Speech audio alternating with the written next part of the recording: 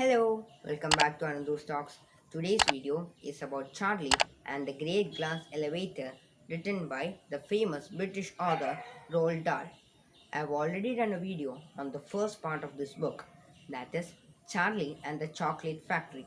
Those who haven't seen it, please click on the link given below in the description box to watch the video.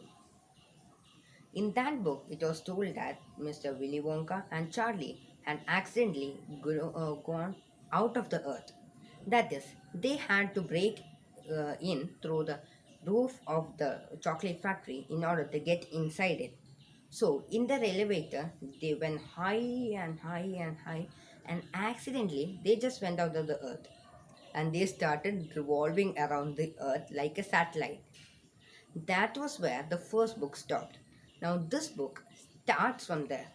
It's about what happens in outside the earth when they were inside the great glass elevator. So when they were revolving around the earth, what happened is like they came across the first ever space hotel made by the United States. They also saw a transport capsule coming from the United States. Inside the transport capsules were three famous astronauts and all the staff that belonged to the space hotel. They were being transported from the Earth to the hotel.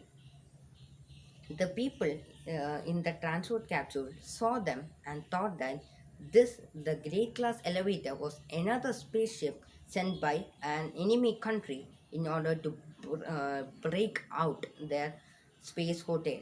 Scared, they sent all these visuals down below to the earth, where it was aired in almost all the television, and it was even seen by the president of the United States himself. So that was when Mr. Willy Wonka got one of his ideas. He wanted to get inside the space hotel and enjoy a stay there even before the transport capsule came. So what he did is he took his great glass elevator and landed in the lobby of the space hotel.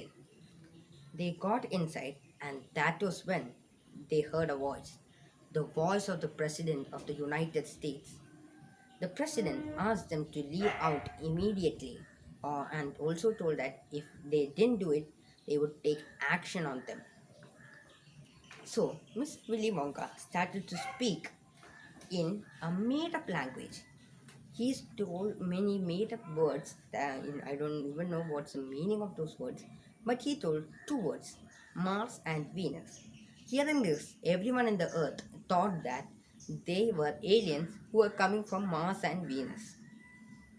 And the president got shocked. He feared whether there would be an interplanetary war because he had angered the aliens. So he calmed down and tried to coax the people inside the space hotel. He told them that and he even invited them to stay in the White House. He told them that if they were coming to the White House, he himself would come out and greet them. Hearing this, everyone laughed, but very quietly, because Mr. Willy Wonka had told them to remain silent, because all the voices inside the space hotel could be heard through microphones that were attached to this.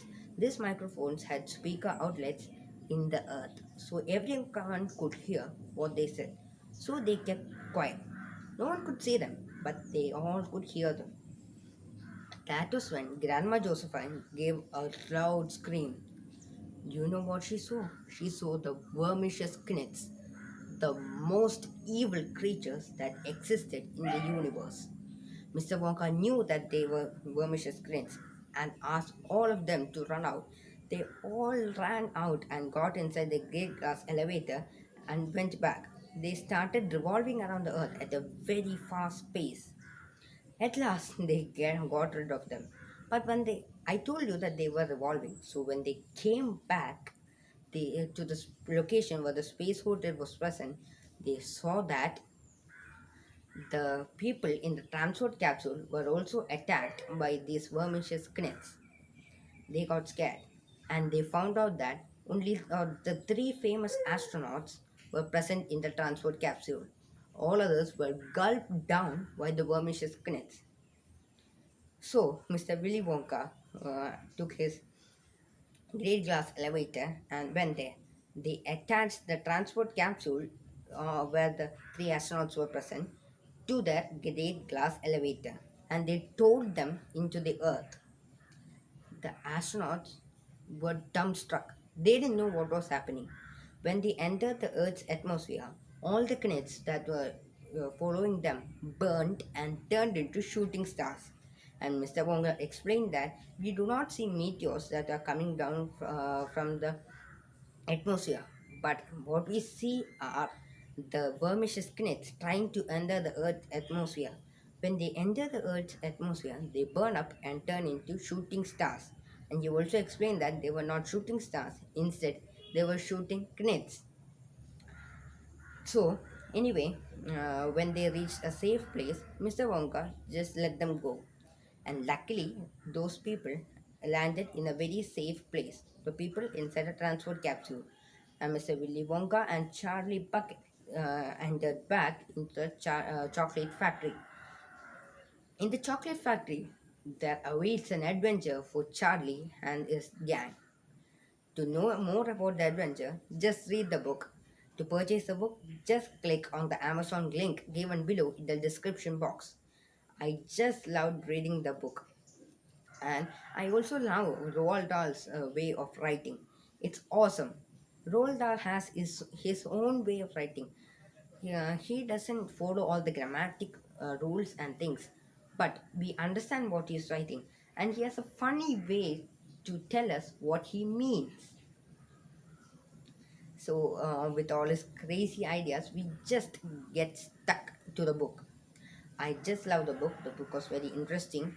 And till my next video, bye.